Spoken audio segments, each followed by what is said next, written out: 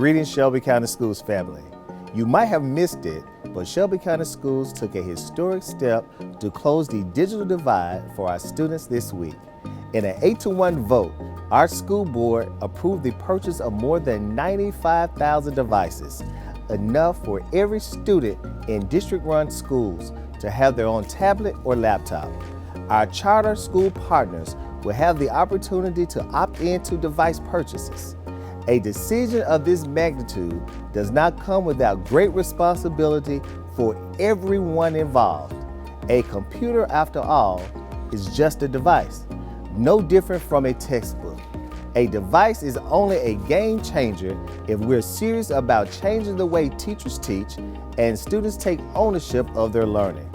Of course, should a school or all schools have to close again as a result of COVID-19, students will continue their learning with computers, high expectations, grades, and attendance. To that end, teachers will complete Microsoft Educator courses. This is only the beginning of a 3-year strategy to provide professional development that empowers teachers to integrate technology into the classroom. Parent technology training is also underway and will be available throughout our implementation phases. We're proud to offer access to all students, and we're committed to supporting families during this transition to digital equity.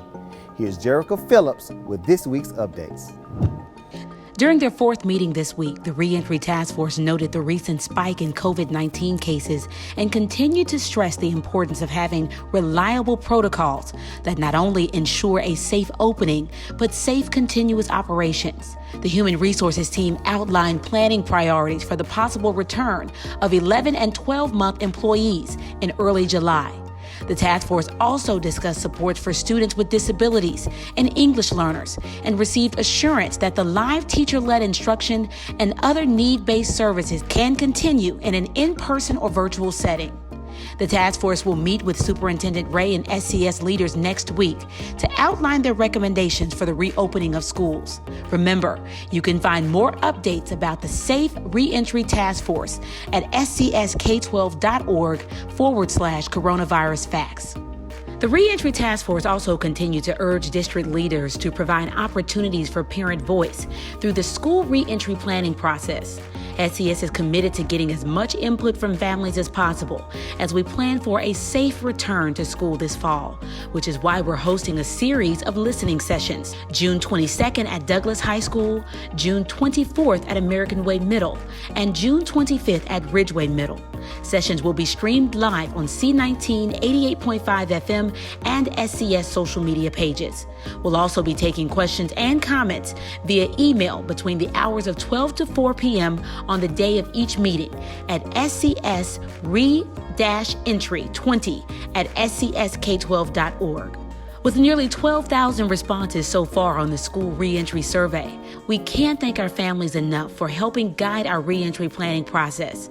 It only takes about 10 minutes to share your input on critical factors for reopening school, like preferences for in-person and virtual learning, various distance learning formats and considerations, school year calendar options, and more. This is too important not to hear from all SCS families. Please go to scsk12.org/re-entry survey so your voice is heard. We're inviting all SCS families to join us for the Summer Virtual Parent Institute taking place Saturday, June 27th. We have over 20 sessions planned to help families support their students and prepare for the new school year, including input sessions on school reentry, opportunities to learn about online home learning, social emotional learning, and more. Award-winning principal and best-selling author Eric Scheniger is the featured guest, and we have some great giveaways, including an iPad. Register now on our website at scsk12.org.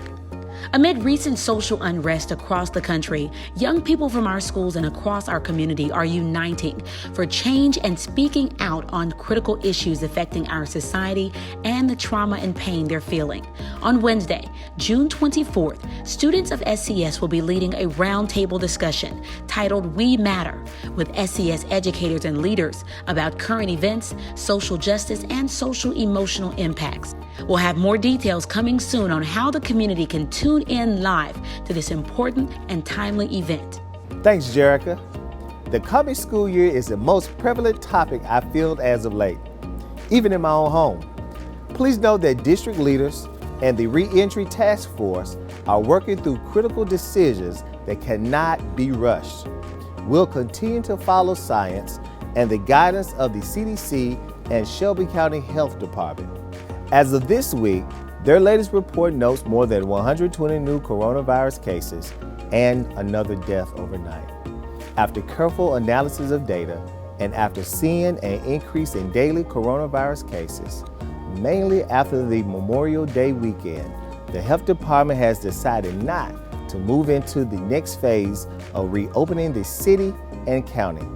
That means we all must hit the pause button and reconsider our planning to move forward. Despite continued unknowns, there are things for which we can be certain. We have to be in this together. I listen to solution-based feedback. Divisive and uninformed comments were only to create confusion and tear down the district. We must approach the coming school year with a holy determination, righteously committed to not compromising the expectations and futures of our children as a result of COVID-19.